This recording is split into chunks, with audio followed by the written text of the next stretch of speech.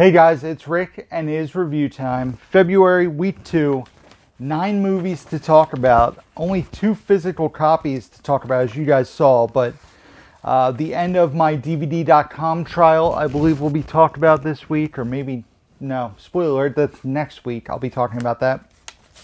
A few things on streaming, a couple of 2021 movies, a premium VOD film. So we're going to dive right into it. The first thing we're going to talk about is Come Play, which was a 2020 horror movie, I believe put out by Universal Studios, starring Gillian Jacobs, which is basically about a mom and her son who is autistic. The dad is in the picture, but the parents are going through a split. And basically the kid... he gets an app. He's on his phone a lot. He watches SpongeBob because it's one of the things that helps him. And he gets an app that has a creepy storybook, and then weird things start happening. Lights start going out. Creepiness ensues, and the film is pretty creepy. I always, now that I have a son who's almost 11 years old, I get like very creepy vibes when kids are involved in movies. Stuff like The Babadook creeps me out a little more than it would have ever bothered me 15 years ago, before children were in my life, like my son, basically. So there's some unsettling imagery, just like a very creepy start to the movie. The child in the film who is autistic doesn't speak. He doesn't verbalize his thoughts. He has like an app that helps him talk and verbalize. It also talks, or has some critiques, I guess you could say, about how much we rely on screens in a way. That's part of the family drama that takes place in the film, is tied to screen time in a way. Take away from the bonding that a family has, just, spending time with each other. So, but all that is not really related to the conclusion of the film, which basically, in my opinion, came out of left field for me. It came out of left field, but it didn't. I wasn't a fan of the ending personally. It reaches for the heartstrings to try to pull at them, which a horror movie, a PG-13 horror movie, you don't really expect it to do.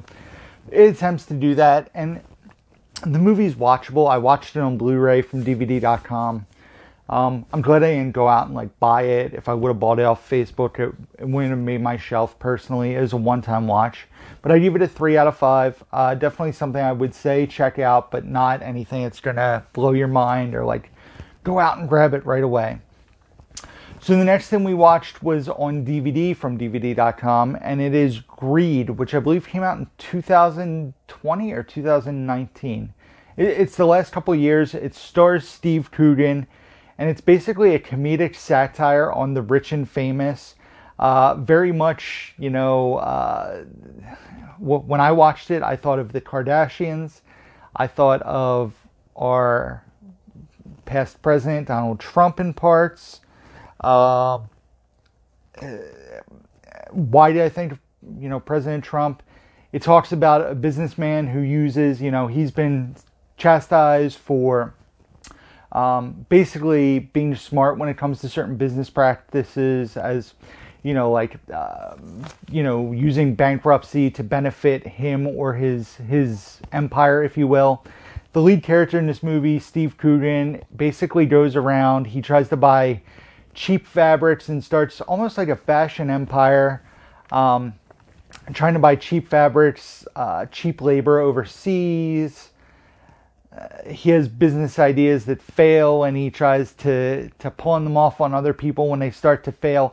It's, like I said, it's very reminiscent of that. His daughter in the film, her life is being filmed with her boyfriend, which is very Kardashian-esque, because as soon as the cameras stop rolling, they're planning on the next thing that happens in their reality.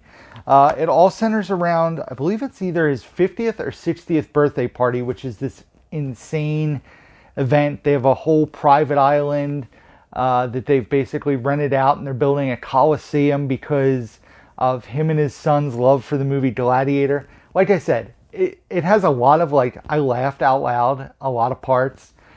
Definitely a satire on things, you know, in our society, very relevant. I'm trying to see what else I have written down here. They also talk about and kind of pick apart big fashion, how, you know, their clothes are made for dirt cheap overseas, and the effect it has on the workers over there, and how they're, you know, selling for thousands of dollars for certain pieces, even though it's cheap fabric or cheap labor that's making the product, and those people are struggling to get by. Meanwhile, this guy's throwing a birthday party. It probably costs $1 billion to throw. It's a very interesting one-time watch, and I would recommend this movie. There are definitely laughs, dark comedy. The pacing's a bit slow in parts. It has lots to say, like up through the credits. I enjoyed it. I recommend Greed. Like I said, I think it's from either 19 or 20, or it might be listed as 19 on IMDb, but it came out in 2020 in the US. So Greed, I gave it 3 out of 5. If you're a fan of Steve Coogan, if you like, you know, comedic satire, if it sounds interesting, I definitely recommend checking it out. Next, finally, I can hold a Blu-ray while I talk about a movie. I mentioned in my last video Letterboxd several times. I've been making lists on Letterboxd, and some of the lists I've been making are of certain actors who I really love, and their movies I have not seen. And it might not be all the movies they've done, but all the movies that are of interest to me that they've done that I have not seen. People like Tom Hanks, Denzel Washington, Joaquin Phoenix, Miles Teller. But the one that we decided to start with, and there's been so much coming out and just other things pulling me in different directions. We've been able to watch a few of these movies, and the plan is to watch the ones I have not seen and then rewatch some of our favorites from each actor or actress. So this one is a first time watch for me, which seemingly has surprised a lot of people on my social medias. My girlfriend Bridget absolutely loves the actor that's in question, has seen all of his movies. All of them, even the really, really bad ones. So the actor in question is Leonardo DiCaprio, and the movie that I had never seen was Baz Luhrmann's William Shakespeare's Romeo and Juliet. That's a bit confusing. Starring Leonardo DiCaprio, Claire Danes, John Leguizamo, Jamie Kennedy. So I went into this movie and I was a bit surprised when it started, thinking I know it was a modernization of Romeo and Juliet, but I was expecting them to be talking like you and I would talk, and not talking in actual Shakespearean English. This whole movie is spoken in the words of William Shakespeare. However, definitely a modern take. This movie is so 90s. This came out in 96, I believe. Yep, 1996. So it is now 25 years old. So that's pretty crazy. I actually owned the soundtrack to this when I was a kid. I remember Everclear being on it. The Cardigans' Love Fool. This was a great way to get that song instead of buying the Cardigans album for the one song. So I enjoyed it quite a bit. My sister, Nicole, was obsessed with this movie as a young woman. She was obsessed with Leonardo DiCaprio. Who wasn't? I mean, Romeo and Juliet, Titanic, you know, Leo was on top of the world. He still is. Leo's awesome. He's a fantastic actor. And this movie was really enjoyable.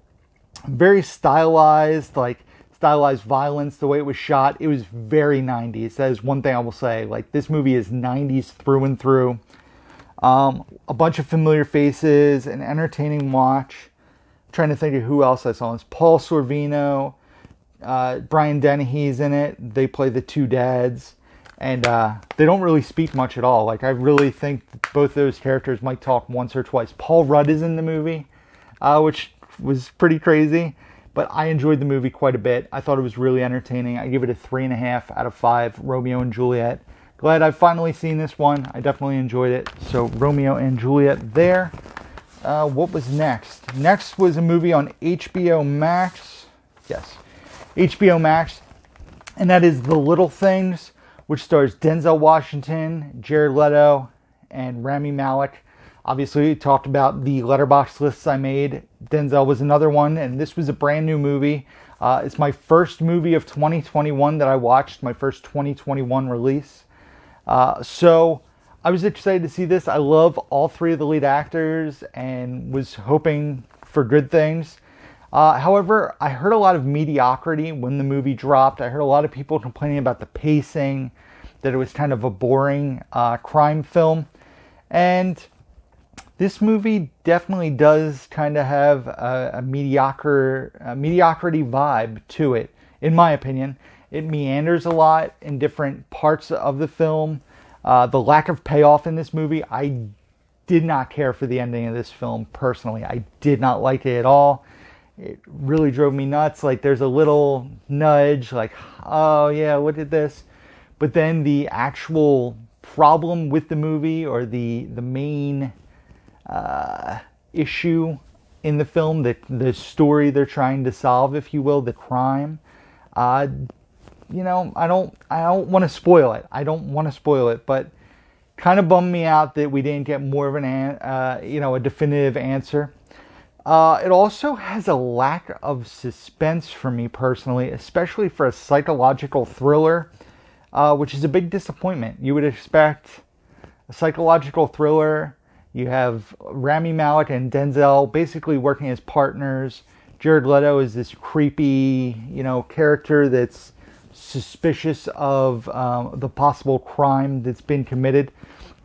And it just was okay. It wasn't bad. I'm not saying it was bad. It just was okay. It was kind of a disappointment to me. I give it a 2.5 out of 5. It was just mediocrity is how I would personally describe it. And I know it's going to bum some people out, but that's where I was with it. That's how I felt. However, the next movie, you guys have hopefully already watched my Hot Trash of 2020 video. This was the last movie that I had to watch before I recorded that video. Not that I had to watch, but that I chose to watch. And it shot up the Hot Trash of 2020 with a bullet. I checked it out on Netflix, and that is American Pie presents Girls Rules. That's right, Girls Rules. First off, the English in the title is pretty awful. I knew 5 minutes in this film, which I basically, full disclosure, I watched it on my tablet. I got a newer Fire tablet at the end of last year.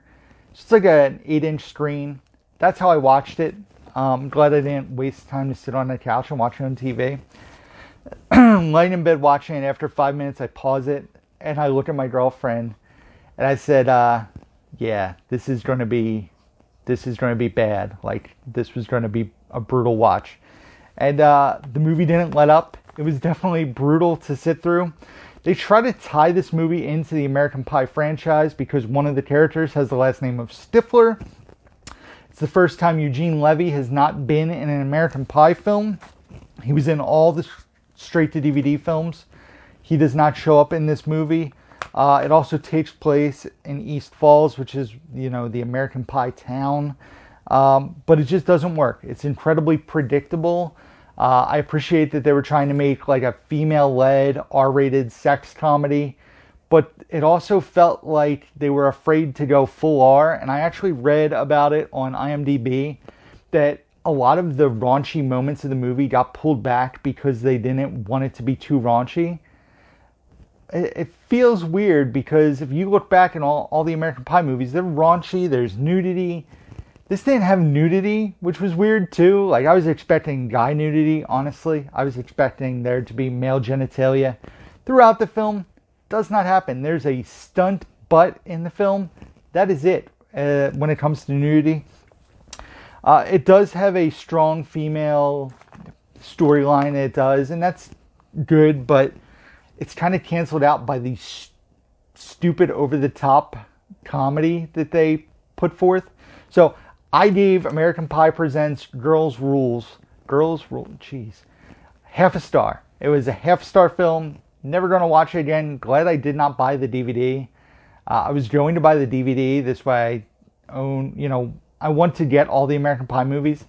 Girls Rules is not going to be in my collection. I promise you that. As bad as Naked Mile and Bandcamp and all the other American Pie movies, this one will not enter my collection. So it's time to get controversial here on the DTM channel. We're going to talk about Saint Maud. which I'm calling a 2021 film. It was released overseas in 2020, but not in the US. It became available on Epix in 2021. So that is the first time in the US in a non-festival setting that has become available for people in the US to watch. So it's a 2021 movie for me. It is an A24 horror movie, and I was not a fan, personally. A lot of people are praising the movie, talking about how beautiful it is, how powerful it is, how... I was not there. I was bored to tears, and it was only an 85-minute movie. I was waiting for it to end. So I guess I'm to the point, I really enjoy a lot of A24 films. I know certain buddies of mine hate A24. They think it's garbage. I actually like A24 movies that are not horror related. I look at certain A24 horror movies and they just seem to be horribly overhyped to me. And it's like artsy fartsy, like Heredity and The Witch, or Vivitch, whatever you want to say. I did enjoy Hereditary, which I believe is A24? Not Hereditary. Midsommar. Midsommar. Are you A24? Yep. So Midsommar, I guess, is the exclusion to the rule. But like Hereditary, I thought was just okay, but got overhyped. And Saint Maud is right there. It's just not for me. I can see how people love it or why people would love it. But it just didn't do it for me. There were some unsettling moments in the movie, but even then, it wasn't really a horror film to me. It was more like a drama, I guess, overall. But it just didn't do anything for me. I was not a fan. It's a 1.5 out of 5 for me personally. I'm sure I will get flack in the comments from somebody about it, but I don't know. Next up, let's talk about this. It is an HBO Max movie that is another 2021 movie. So that's 3 of the last 4 movies I've talked about here, 2021 releases. And that is There Is No I in Threesome. Yes, we are going to talk about a movie called There Is No I in Threesome. It is a movie that, if you watch the trailer, is a documentary about a couple who decides they want to have an open relationship. One is a filmmaker and he decides to document the relationship, and they want to be an open couple and have 3 people in the relationship, or the partners can be with somebody when they're not around each other. So it tells the story of a couple. They've been together for multiple years, and the movie takes place the year leading up to their marriage. They decide to be in an open relationship, start dating other people, and the movie has you really feeling for Ali, who's the director of the film, and the male in the couple. The last 10 minutes of this movie, however, come through and they just blindsided me, because I was not expecting for the movie to go where it went in the last 10 minutes. I had to revisit the whole movie after it was over because of the last 10 minutes, and was like, what does this all mean? Like, what did I just witness? What does this mean for Ali and his fiance? And wow, I was just taken back. Fascinating story. Definitely an interesting look at the couple and their relationship. Is it going to be for everyone? No. Are people going to think... Are people going to be angry after they watch it? Some are. But it's an interesting look at it, at this couple, Ali and his fiance. So I give There's No I in Threesome a 3 out of 5. Interesting. Not for everybody. And yeah. So if you watch it, let me know if you've checked it out, if you've watched it already, if you're going to watch it. After you've seen it, leave a comment down below. Let me know your thoughts on it. Next up would be another Leo movie off of my list of Leo movies I hadn't seen. This time a DVD, and that is This Boy's Life, which was basically Leo's first leading role. I know he was in Critters 3, and I feel like he was in something else before this. But this movie is from 1993, so obviously you can see Leo's pretty young there. And it's about him and his mom, played by Ellen Barkin. And then obviously you can see Robert De Niro is also in the film. So basically it takes place in the 1950s. The mom is not in healthy relationships. They move from town to town. And she meets Robert De Niro. And so I have here, I'm talking by memory, but should be looking at my notes. He was in Critters 3 and Poison Ivy before this. This was his first leading role. It takes place, like I said, in the 50s. Leonardo plays Toby or Jack. He goes by two different names in the film. Caroline is the mom in the film, played by Ellen Barkin. She's in an abusive relationship, and her and Tony keep moving from town to town. And he starts getting in trouble and acting out as he becomes, like in his early teenage years. I think it's early teenage years, like the ages of like 11 to 14 kind of. In the main part of the movie, it does fast forward a bit towards the end. She starts dating Dwight, who's played by Robert De Niro, who ends up in a relationship. She sends Leo to live with him to try to like straighten him up because he has a bad attitude. And Dwight doesn't have the same personality when the mom isn't around as when she is. They have a very abusive relationship. He makes Leonardo's character Toby get a job. Doesn't let him keep any of the money from the job. He has an older brother, and Robert De Niro has two kids. Three kids. There's an older brother and sister, and then a young girl who's probably a year or two younger than Leo. But anyway, the movie was fantastic. Fantastic performances all around. Just another great performance by Leo. Also a fantastic performance by De Niro and Ellen Barkin. I really enjoyed the movie. Fun fact, the younger sister in this movie is Eliza Dushku. She, like I said, is probably 10 years old in the movie. But it was pretty cool to see her in a film so young. I gave This Boy's Life a 4 out of 5. I really enjoyed this movie and would highly recommend it if you have not seen it. And then last but not least, movie number 9.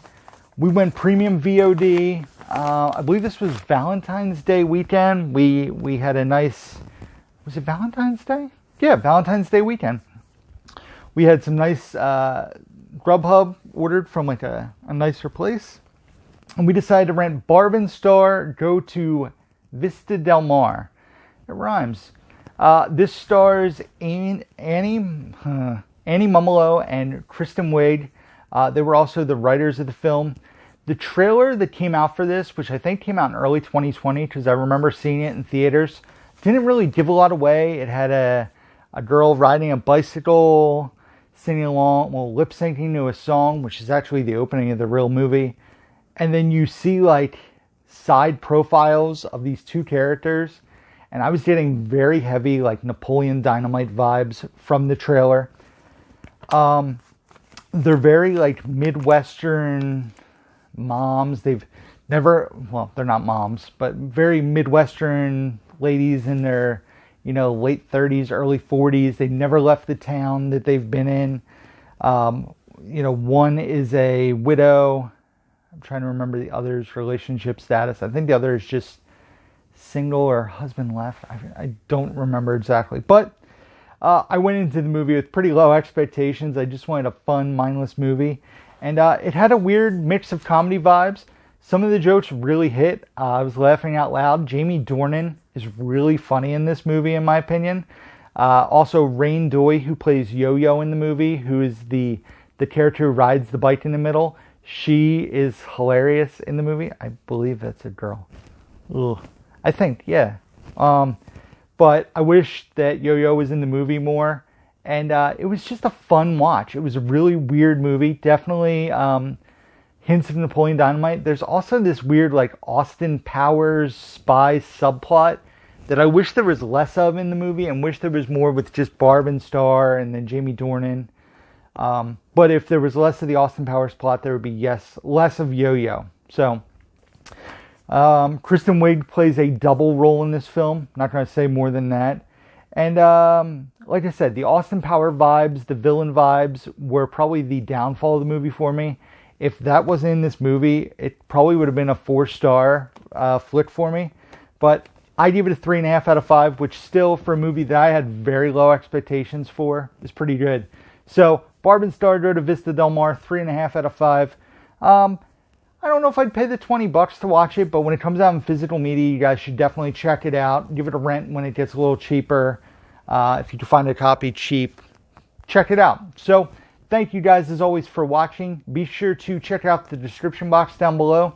You can find links to my Facebook, Instagram, Twitter, Letterboxd, where I rate and review all the movies I talk about, plus the lists I keep talking about in these videos are on there. Also, my Amazon wish list is down there in the links, my Blu-ray.com profile, my eBay page, all can be found down below, along with my email address, P.O. Box address. Thank you guys for watching. Give this video a thumbs up if you enjoy it. Also, subscribe if you don't already. Leave comments down below. What have you guys been watching? Have you seen any of the things I talked about? Curious to hear if any of you guys have checked out Saint Maud, There's No I in Threesome, Barb and Star. Let me know your thoughts. And that is it, guys. So as always, until next time, who's down?